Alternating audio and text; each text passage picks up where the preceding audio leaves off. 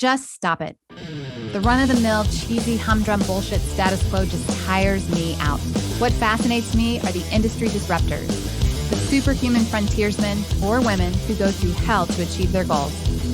Join me as we meet and learn from those mavericks, rebels, and business leaders that aren't afraid to piss off the establishment in order to make radical change for good. Sponsored by Johto PR, the disruptive anti-PR firm that murders your competition with cinder blocks and cyanide. This is Disruption Interruption. Welcome back, everybody, to Disruption Interruption. I'm your host, KJ, and we're here today to talk to another industry leader that has steered off the lame, tired path of the status quo. Today's guest has been disrupting for about 2 decades, from what I gather. He's an author, public speaker, and we're talking to him today because he works with leaders of fast growth tech companies to teach them how to retain their talent and improve communication and culture. We all know culture is the big word of the day today. What is allowed, what's not allowed, and what the hell is happening? Coming to us live from Nashville, Tennessee, please welcome our disruptor, founder and CEO at Futureforth, Dave Delaney. Hello. Thanks for having me. I'm excited to be here. Yay. That's so nice. So, Dave Delaney, I really want to talk about this retaining talent today in the age of the great resignation and communication. I think we've gone overboard on types of communication that's been allowed. I don't know. I want to hear what you have to say. I'm sure it has something to do with being nice because you have a sign in the back that says be nice. That's but right. Tell me, huh? Yeah, I was just like, yep. It's right there to remind me. So tell me, before we get into this, what is your main ingredient for disruptive innovation? It's being nice. It's approaching the people that you come across using the golden rule of treating people the way you want to be treated. And, you know, as basic as that sounds, it's amazing how often we don't think about that. And if we are treating people, or if we don't care how people treat us, then we need to work on that in ourselves first, and then move on to the second step, as I mentioned, which is treating people the way you want to be treated. Gosh, isn't that so true? I hear a lot from disruptors that similar things like no one's ever said be nice, which I find is really having to do with humanity today, right? They might say having empathy for all stakeholders, listening, these are all of those attributes of being nice, right? Yeah. But I think we too often today, almost because we're far removed from the live settings, that we can be so nasty digitally, electronically, propagated by social media and all the differences, right? Yeah. What do you think about that? Yeah, I think, it's important that when you're communicating online to, follow that rule again, because you need to put yourself in the shoes of the person that you're corresponding with and that you're communicating with. And as you said, I mean, it is absolutely way easier to be a jerk online because that person's not standing in front of you.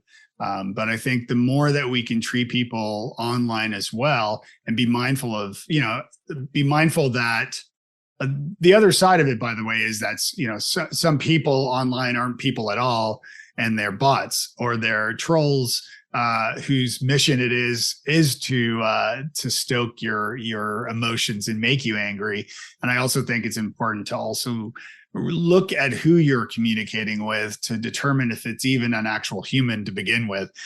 That's also an important point about communicating online, especially as it pertains to social media.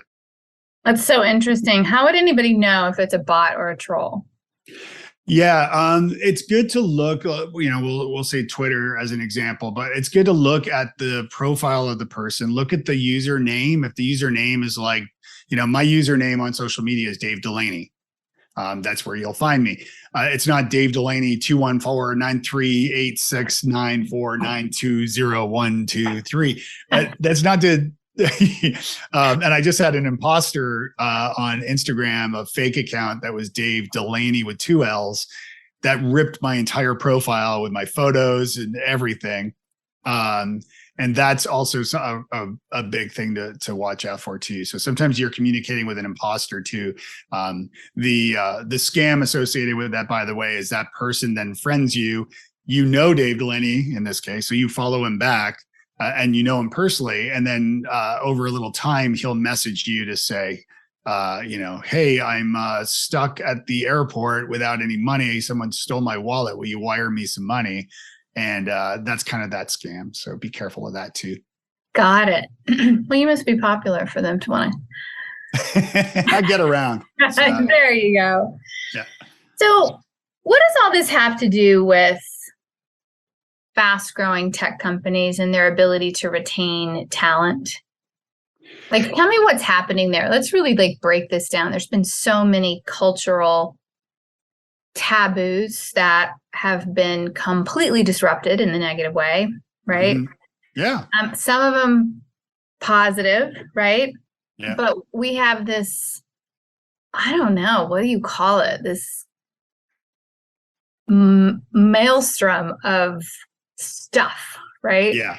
Yeah. And this right to free speech, but is it really some of it helpful? And is it really a right to free speech? Tell me what's happening in tech companies. Well, I mean, I would say this runs the gamut across really all industries. As far as, the right to free speech, I mean, that doesn't always pertain to a private company. So that's one point, just to so you can't just, say nasty things to your colleagues and expect no ramifications from that. But I mean, what's happening now during sort of this kind of great resignation, as the kids call it, and the kids, I include myself in that. What's happening is, and we can talk about the pandemic, of course, because that also has affected things.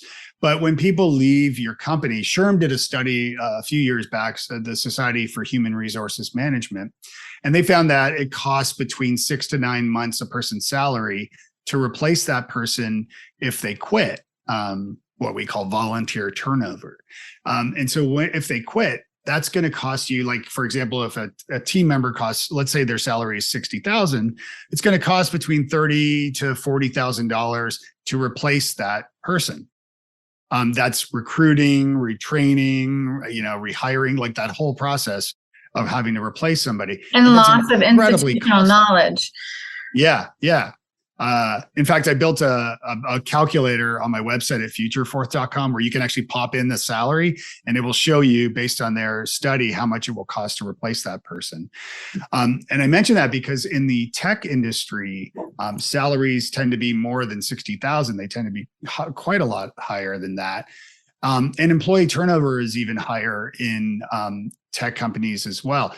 So it's very important, in order to manage and to have a great culture, or to focus on growing your company and having a great culture, to prevent that volunteer turnover. So in some of the ways that I, work with clients to develop, an anonymous employee survey to get a feel for, based on the leadership's concerns about where the pain points are they're having, but then compare those results with the actual employees' feedback to see if they're in line. And oftentimes they're not. And then also doing things like stay interviews, where you're interviewing your best talent to check in with them and to find out what's happening. This is all kind of fits into this nice method framework that I developed, that I work with fast growing tech companies for. So that is very interesting. Stay interviews. Mm-hmm. I was just talking about this the other day. We service a lot of fast growing tech companies, and there's so much change happening today that the resistance to the change is growing and creating almost like a hostile work environment, or a covertly hostile, maybe passive aggressive work environment. Right. And we just experienced this, a few weeks ago. It's like when one person leaves, there's generally 2, 3, 4 that leave with them. Yes. It's so this contagion, right? Yep. What do you think is, fueling this like non-alignment, and this sort of like behavior in fast growth companies? Yeah, I think one of the biggest things that I've come across is and actually, so I do a keynote presentation called the ROI of nice. And in that presentation, I share a story that I experienced firsthand, which was working for a fast growing technology company. And one day I was getting a coffee in the little kitchenette, as you do. And there was a woman in there doing the same. And she had an ID badge on her waist, and I did too. So I knew she was a colleague. And we had roughly about 50 people working there at the time, but we were growing rapidly. We're growing very quickly at that point. And I introduced myself. I said, "Hey, I'm Dave. I work over in communications and marketing. You must be new here," kind of thing. And she introduced herself and she said, "I've been here for 6 months." And I'm like, I've never seen her ever. Nor did leadership ever communicate the fact that she had been hired and welcoming her to the company, any kind of communication at all. And I could tell from her face that she was like pretty bummed out about that and kind of embarrassed. I should also add that it was also the last time I ever saw her. So my gut at the time, what I concluded was that she left. Employee turnover for new hires happens. There's like 30% employee turnover happens within the first 45 days when they're hired. And so, to your point, if you're not recognizing your team members and you're not providing feedback, you're not letting the company know that you even hired somebody, you can bet they're probably going to leave. That's a huge number. 30% is huge. It is. Yeah. And that's why like onboarding is so important and communicating with the company to let everybody know about new hires and to communicate that is such an important part of this nice methodology, this nice method framework. So yeah, no, it's important.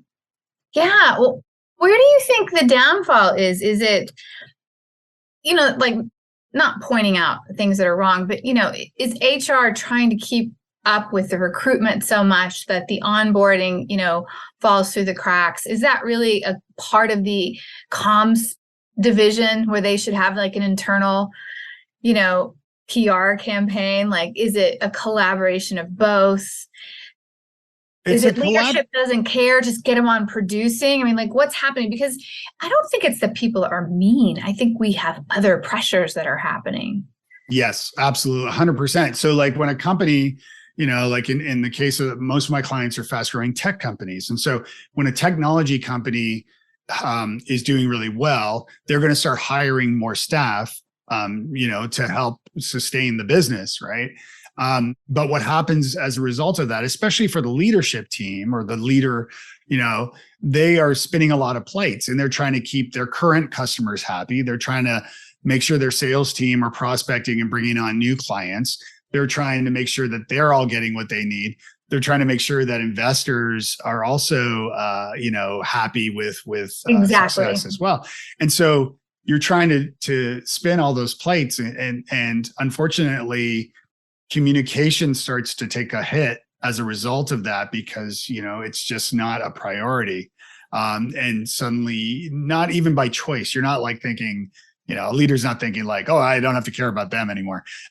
Far from it. It's just they're so focused on growing the business that they neglect communicating with HR to say, hey, how are you checking in with these new hires? And they neglect even checking in with the new hires. And so this is such an important part of it all, because if you're not checking in, especially with new hires, then they're not going to feel valued.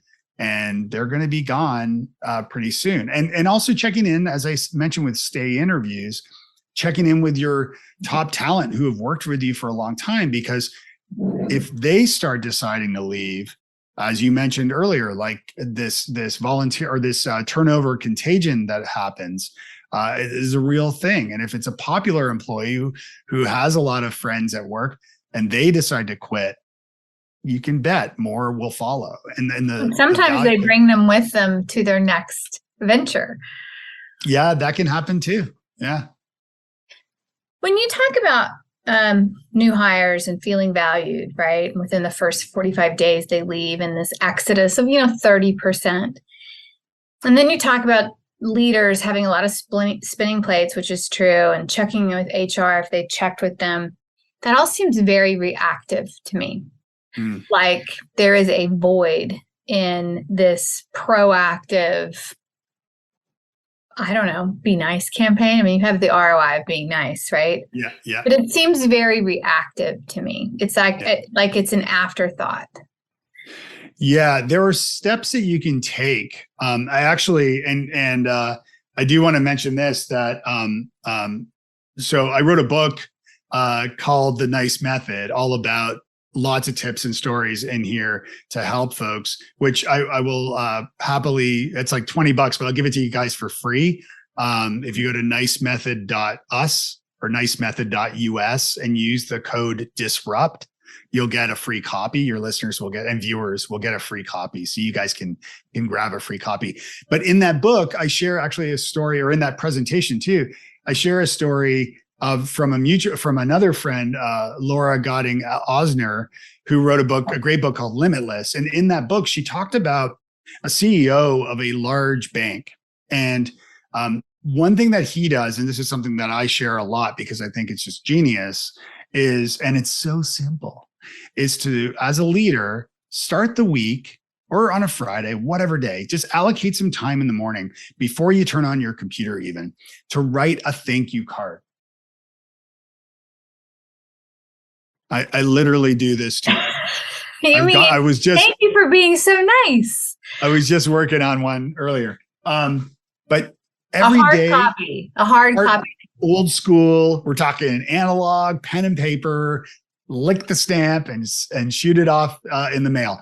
So the point here is to take the time to write a thank you card. And so this example of this gentleman, what he did, and he had managed, he had thousands of employees, and she interviewed him for her book. And she asked him, like, how do you find someone to write to, like, every week?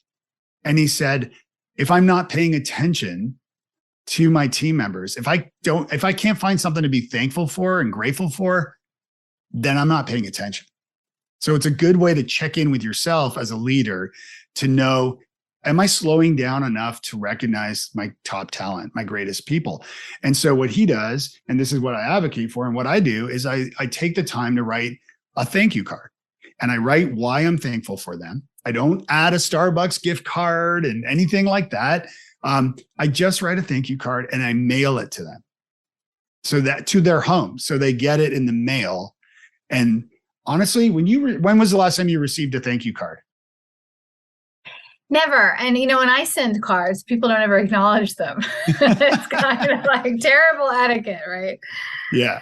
But when you do get a card, I always keep it on my kitchen counter, because it's a great room and stays there forever, and call the person and text them. Yeah, it does create a good effect. Absolutely. Yeah. It serves as a tangible reminder that people are, that you're, whoever the leader is of your organization, it would be grateful for you and is thankful that you're part of the team. And it's just this little gesture that costs the price of the stamp. And it takes you a little bit of time. But another point, and why I like doing this on a Monday, and why I suggest doing it on Monday, is because it's a great way to start your work week, is by recognizing someone on your team and being thankful, like actually genuinely thankful that they're contributing in however way they're contributing. It just starts the week off on a positive note. And so even before flipping on the computer or, and getting lost in your inbox or wherever, it's just such a great way to start the week. And so this is why I write about it a lot, and why I speak about it in, when I do consulting or presentations for companies or at conferences. This is a big one. That's a big one. Wow. Well, again, that's so nice. Well, that's what I'm going for. So. Yeah.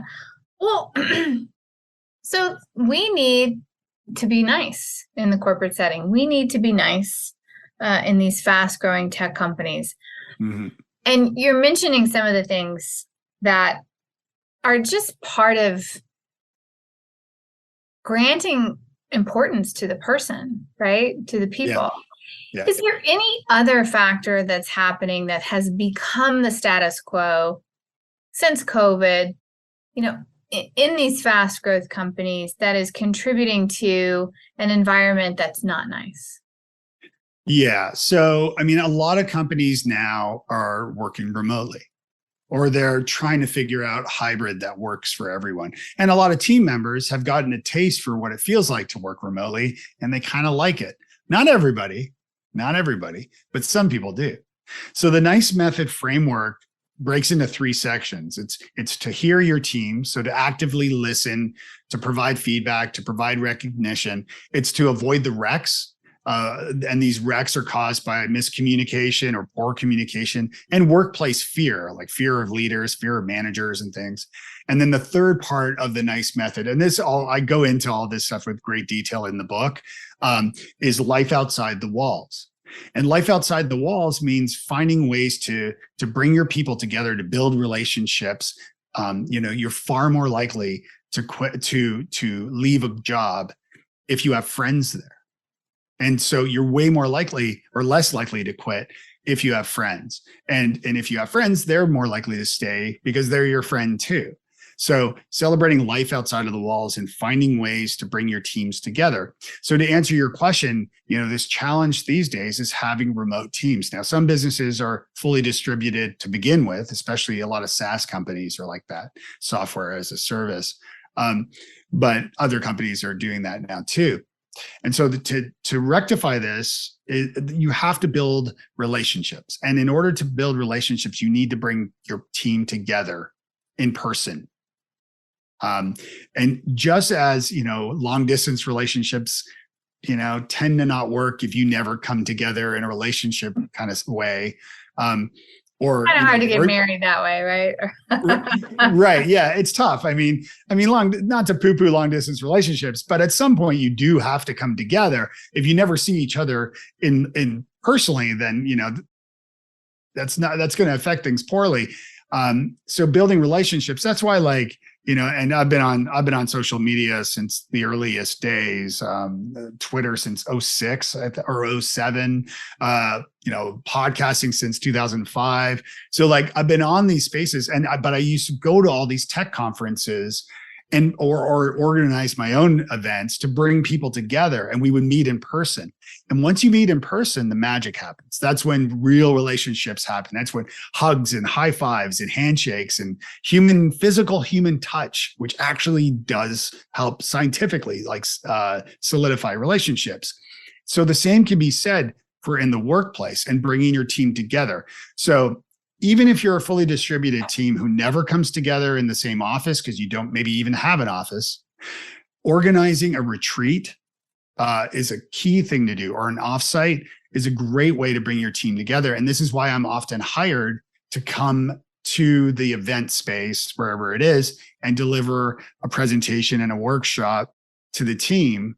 But, or do a 2-day, engagement, something like that, where I'm teaching the team members during the first, the mornings of each day, and then the afternoons are, saved for fun, not that I'm not fun, but,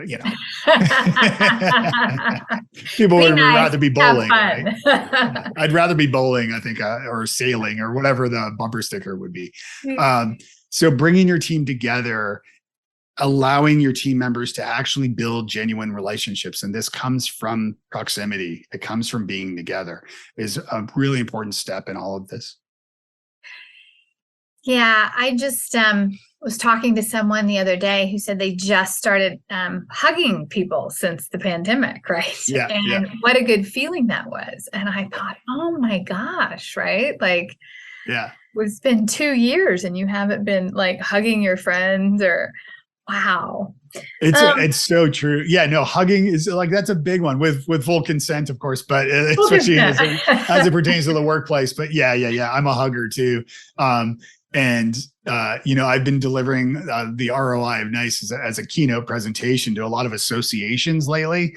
And it's been really fun because I just spoke for Global Meeting Industry Day for MPI in Ottawa, Canada, my home and native land. I keynoted their conference, and it was so much fun to see everybody come together, and they were like loving life because they hadn't seen each other in a couple of years. So right now it is especially fun, keeping safety in mind and all of that, of course. I'm quadruple vaccinated myself. So yeah, I'll take all the vaccine they have, just keep putting it in me. That's fine. So yeah, anyway, bringing people together is important. So what do you find is the thing that really resonates with when you do these like retreats and so forth, right? Like we're looking at this as this is the golden rule. It's been around since, God knows when, literally no pun intended. Yeah. It's in all those books. It's in all those books, right? Yeah. All those philosophers. Yeah. And we're bringing it back today in a very cold, virtual, digital world as a disruptive innovation. Like, how is this innovative? And, what's different about this? Mm-hmm. And how are people looking at it? Are they kind of having these epiphanies like, oh my gosh, yeah. Yeah, I think, getting back to what we were talking about at the beginning, which is, treating people well, but also recognizing that the people that you're communicating with online are humans. And that applies to work too. I mean, even if you're just corresponding through Slack all day, which so many are, or Microsoft Teams or what have you, it's so important to remember that you're communicating with a person. And while we may be faster on social media to respond and say, you're a jerk, keeping in mind that if we can learn to behave better there, we can definitely learn to behave better communicating with our colleagues. And so it part of it is slowing down. And maybe, it's like the kind of age old advice with email. Like if you're mad at someone, and you write that email, maybe don't hit send, give it 24 hours and then review the email again before you hit send. By the way, little tip there is don't have their email address in the field. So that way, as you're writing the email, you don't accidentally hit send. And also I'm a Gmail user. There is a button in the settings where you can pause your email for 30 seconds. So when you send in a message, you can actually stop it from sending after within 30 seconds. So that's a good tip there too. It's a great tip. Sit on it. Yeah. Sleep on it. There used to be a long time ago, there was a Gmail extension added. I can't remember if it was from Google or a third party. And it was basically, it was a genius idea, but it was, and I'm totally digressing here, but it would, if you turn it on, it would set up your email so that you couldn't send email after like midnight without doing a math equation first. And the idea was that if you had been out having a few cocktails and you started writing an email, to prevent you from sending like a ridiculous email, you had to do the math equation. If you couldn't figure it out, then sorry, no email. You didn't get to send. Oh my God, they should do it on social media. You don't get to post this until you figure out a math equation past it. That's amazing. I'm sure that saved a lot of people's careers, probably. Oh man, absolutely. Yeah. Well, what do you find is the most fun and where people are the most receptive? Well, one of the things I talk about I have another presentation keynote that I do called the Master Communicator's Secret Weapon. And between you and me, don't tell anyone, the secret weapon is improv. And so I studied improv at Second City in Toronto, and then had my own troupe, my own improv troupe in Ireland. I lived in Ireland for a couple of years, and I performed improv in Scotland and England. And then started performing improv again in the US. Actually, I joined a troupe for a year. What I have done and what I talk about in that presentation is not everybody rush out and take an improv class, although that would be great.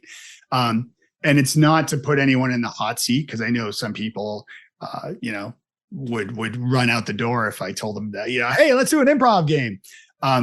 But the key to that there's 3 key takeaways in that presentation and training. The first is to lead with acceptance and empathy. The second is to listen, to actively listen. And the third is not to fear failure. And so when I do that presentation, sometimes an event organizer or a client who brings me in to do like a retreat, I'll also do like an improv workshop as well as part of that, so that they can get their hands dirty and have some fun. So that I find that in improv, there's a rule called yes and. I ripped it off, and my version is called nice and. And part of it is because at the workplace, you can't accept everything. You just can't. You can't say yes to everything, but you can say nice to everything. And it doesn't mean that you have example. Give me an All example. right. So we'll run through it. This is kind of the improv thing, right? Okay, let's do the improv thing. Okay. So just name something you find in an office, anything. A laptop, a computer, a desk. Great. Okay. So a laptop. Let's say a laptop. So I'll say, Carla Jo, I just found this check out this new laptop, and you just have to answer everything with nice and then fill in the blank. So check out this brand new laptop. And you say, I nice. have to say nice and. Yes. Something else. And something else. Yeah. Nice. And I just got this new microphone. Nice. And what happens if we connect the microphone to the laptop? Ooh, nice. I have no idea. Nice and nice and we're going to get better sound. Nice. And if we get better sound, we could start a podcast. Nice. And you can be my guest. Nice. And it could be #1 in the iTunes App Store. Nice. And then we're going to be famous. Nice and rich. Okay. See? So there you go. So that works with. And what happened in that, and kudos to you for playing along. Thank you. Thanks. But what happens in that case is you're accepting and building upon it. Accepting. Now, I once was in a situation where I was pitching an idea for a product to the C-suite of a company that I worked for, and the CEO was there. And I just started there. I hadn't been there long. And so I got up. I was really nervous, and I shared this idea for a product. And he said, "That's the stupidest idea I've ever heard in my life." Yeah. How do you think that made me feel? How do you think that made me feel? How many more ideas do you think I shared? Never any. Never again. But in his defense, it might have been a bad idea. But if he had led using nice and, he could have said, "Nice and let's talk about it more after the meeting over coffee so I can just understand your idea a little more." Or nice and let's talk to customer service and see if this is something our customers have been asking for. Or nice and let's talk to sales and see if this is an opportunity. Maybe it's something that our customers are looking for. But by saying nice and, it makes you hold on a beat, hold on a minute, rather than just saying no right away. And by doing this, you're empowering your team members. They feel that they've been heard. This fits into the NICE method framework and what I do with hearing your team, right? And listening effectively. It makes your team feel heard, or whoever it is that was sharing that idea. Again, you're not necessarily going to throw $1 million into R&D right away. But if you take that idea and you talk to sales, or you talk to customer service, or you spend some more time understanding it, that could lead to something new. And companies add products and services all the time, or features, or they pivot entirely. Yeah. You know, Nintendo got started as a card game. Sony got started as a rice cooker company. Oh, I didn't know that. Yeah. So these companies pivot over time. And this is the same for, like, you know, I mean, we know like Facebook's origins is like, you know, like a singles thing for colleges only. And then gradually, you know, Twitter was started as like a microblogging thing. And even a podcasting thing before that. So my point here is that if you lead with acceptance by using nice and, great things happen. And when I work with teams, what happens afterwards, and this is the feedback I love, when I check back in and I start doing engagements, I do what I call a nice 90, which is a 90-day engagement. This nice 90-day engagement. During this time, it's great because when I start checking in with other employees, they say, oh, it was funny because we had a board meeting with the CEO or the founder or whomever, and so pitched an idea, and the CEO said, no, that will never work, or no, that's a bad idea. And they all said, and the leader, and then he was like, oh, nice, and let's talk about it more.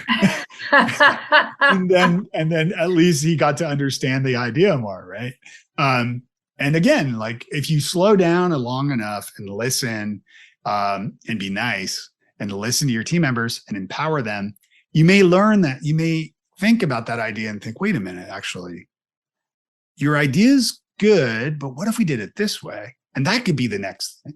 But if you're always saying no, so getting back to like, just for kicks here, this is the nice but version, just to be clear, 1T, or it could be a call to the HR department.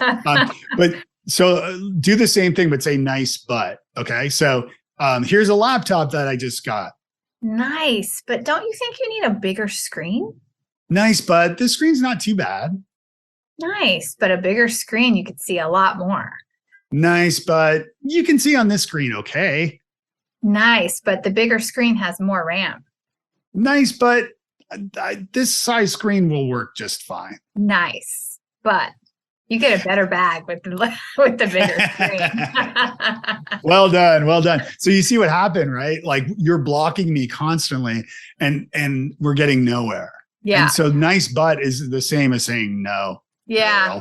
Yeah, that's right? true. We got nowhere. It's so very true. And I think it makes people stick to their idea, even if it may be faulty. Yeah. Whereas when you're opening like communication collaboration, nice. And, then they want to like be part of the solution. And maybe they realize on their own that my idea is not so great this way, but that way. Exactly. Yes. Great. Yes. Well, perfect. Yeah. Yep. In the age of disruptive innovation, nice and improv should be part of every collaboration, don't you think? Absolutely. Yeah. And when I've done these improv, I don't call them improv workshops, but improv plays a role in it often. Part of the reason too is improv can scare people off. They might think it's going to be a hardcore improv thing, or they might think it's going to be some like cheesy, cheesy person who's just there about improv or as a comedy thing. But I bring, years of experience working for corporations and with clients and tech companies, especially, and helping them improve communication. So improv is part of the toolkit. Yeah.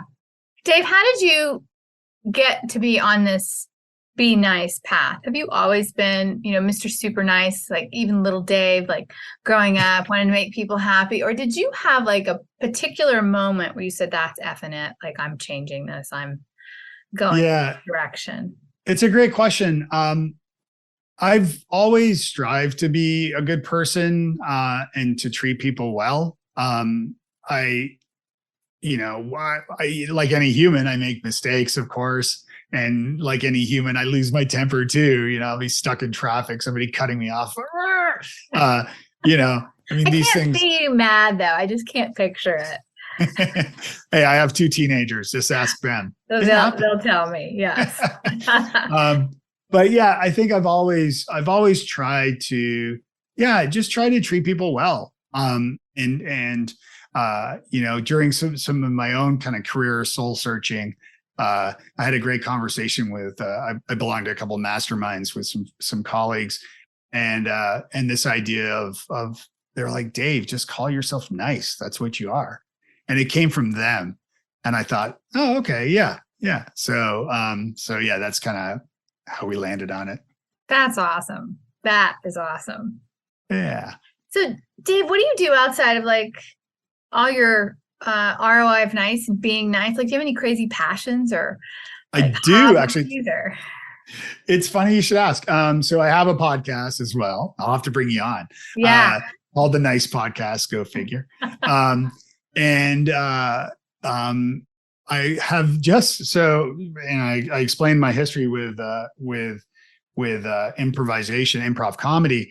I have now at the time of this recording, have performed stand-up comedy 3 times. And I'm now, I'm now exploring doing more stand-up. So I'm trying to do more and more stand-up comedy, which is a totally different thing than improv. Oh, okay. I got a little confused. And then I started to think. So you were like, so it is different than improv. Yeah. Just think of improv as like, if you've seen Whose Line Is It Anyway? My favorite. Yeah, it's the best. In fact, I actually include this in the Master Communicator Secret Weapon presentation, but I'll share it with you. I was once watching Whose Line with my son, who was 13 at the time, and I asked my son, like, who's your favorite, performer on the show? And my son said, without missing a beat, he was like, Colin Mockery. So I tweeted to Colin Mockery and I said, hey, Colin, I said, my 13-year-old son, Sam, just said that you're his favorite on Whose Line. Please don't tell the others. And he responded without missing a beat. He responded instantly.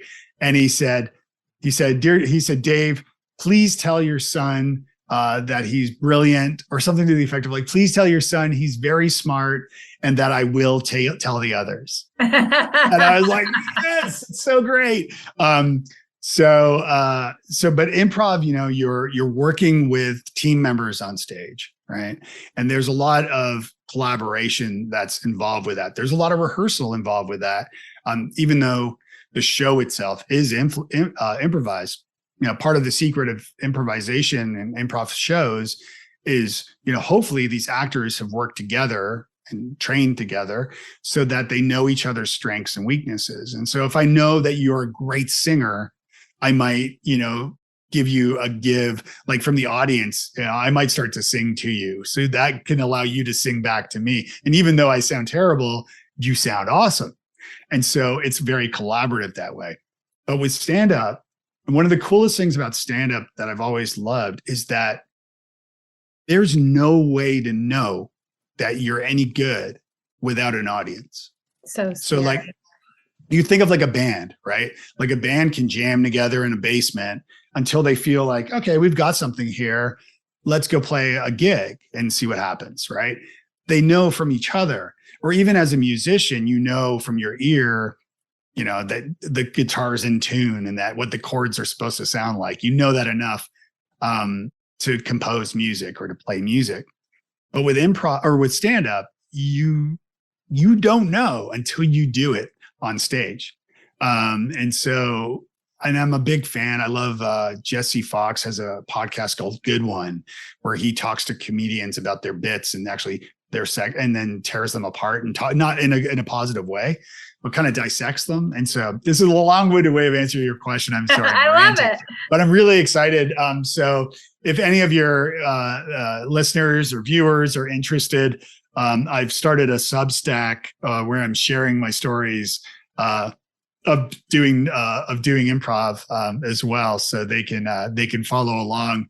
And if you've ever been interested in trying it, I'm sharing everything I learn along the way. So yeah. I spoke to someone else that was doing improv, and my take on it is that it's gutsy. It is. Not improv. Not just improv. I'm sorry, stand-up comedy. I think improv is gutsy too, but stand-up comedy, whoa. Yeah. Yeah. You're alone. It's really, you've done it 3 times. I've done it 3 times in the last 2 weeks. Yeah. So were you successful? Was it a rush? Did you bomb? What happened? Yeah. Thank you. Good questions. Yes. So a typical open mic set is 4 minutes long. So you have 4 minutes. The first time I did it went really well. And that got me excited. And it was horrific, of course, because the second time I did it, not as good. And the venue was kind of bad. And the audience was kind of weak. But you can't blame the audience in a lot of times. I've heard that. Stuff. Yeah. Or the venue. And then the last time I did it, I felt like I bombed. Like I felt terrible. I was the last person to go up, and I waited like 4 hours. So I was tired. My energy wasn't quite where I wanted it to be. I forgot a couple of the jokes I wanted to include. But I watched the video, and this is important, record the videos of you doing stuff. I recorded the video and I rewatched the video afterwards, and I'm like, it's actually not bad. And I watched it with a comedian friend, and he critiqued it which I'll be sharing in my Substack as well, if anyone's interested. So of his feedback.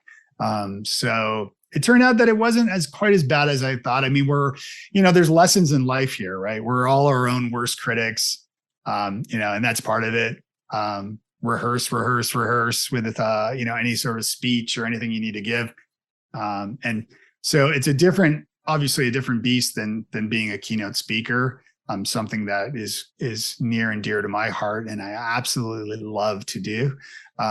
So it's different, but it's been fun so far. Well done to you. Okay. Thanks. Last personal question. Who's your favorite comedian? Oh gosh. Living or dead? Ooh, no qualifier. No qualifier. Wow. Well, that's a tough one. A stand-up that I've seen a few times. I never miss him when he comes through Nashville. Who I love is Rory Scovel. So I find his stuff is absolutely hilarious. He's having some success as an actor now, and has been doing some television and film work. So his career seems to be doing well. But I love David Cross, also big, I'm an old school comedy fan. I love comedy. I love Rodney Dangerfield's old stuff. Even Joan Rivers stuff was amazing. I love Richard Pryor, of course. Oh my goodness. And then Lenny Bruce, because without Lenny Bruce, part of the thing, and talking about comedy here, but with cancel culture and all that stuff and the things, stories that have come up, recently with Dave Chappelle, who I love too. But being attacked on stage during his set and things like this.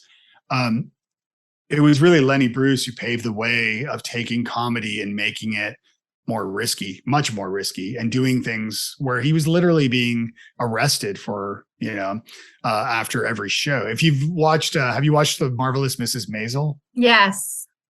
Yeah. Well, his character, the Lenny Bruce character in that show, is based on the real Lenny Bruce. Exactly what I thought of. Yeah. Yeah. And a lot of it is quite accurate. So, but the interesting thing with comedy is it's a comedian's job to push issues and language and things to the level.